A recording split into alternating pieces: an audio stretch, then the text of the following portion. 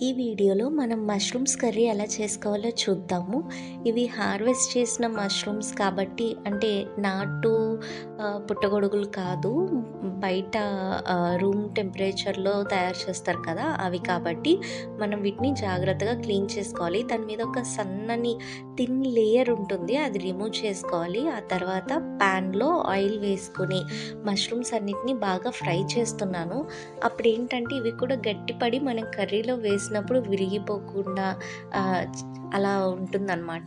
ఆ తర్వాత సేమ్ ప్యాన్‌లో నేను అల్లం ఇంకొంచెం ఆయిల్ వేసుకొని జింజర్ గార్లిక్ పేస్ట్ వేసి అది పచ్చివాసన పోయే వరకు వేపుకుంటున్నాను. అండ్ ఈ పచ్చివాసన పోయాక నేను చాప్ చేసిన ఆనియన్స్ అండ్ అలానే మిర్చి యాడ్ చేసుకుంటున్నాను. ఆనియన్స్ కొంచెం వేగాక నేను టమాటో కూడా యాడ్ చేస్తున్నాను. ఈ టమాటోస్ వేగి అందులో ఉన్న వాటర్ మొత్తం పోయే వరకు కూడా మనం లో టు మీడియం ఫ్లేమ్లో పెట్టుకుని అలా ఉంచేయడమే.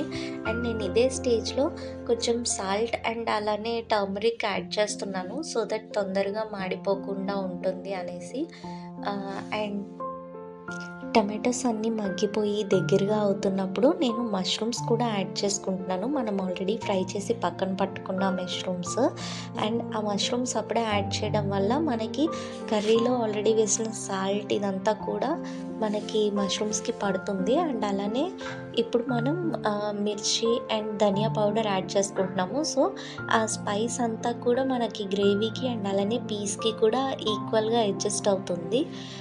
నెక్స్ట్ ఫ్రెష్గా చాప్ చేసుకున్న కొరియాండర్స్ యాడ్ చేసుకుని ఒక 5 మినిట్స్ బాయిల్ అవ్వనిచ్చి మనం స్టవ్ ఆఫ్ చేసుకుంటే సరిపోతుంది. ఎంతో టేస్టీగా యమ్మీగా ఉండే mushroom curry ready. And mushrooms వల్ల మనకి చాలా హెల్త్ బెనిఫిట్సే ఉన్నాయి. సో తప్పకుండా అందరూ తినండి.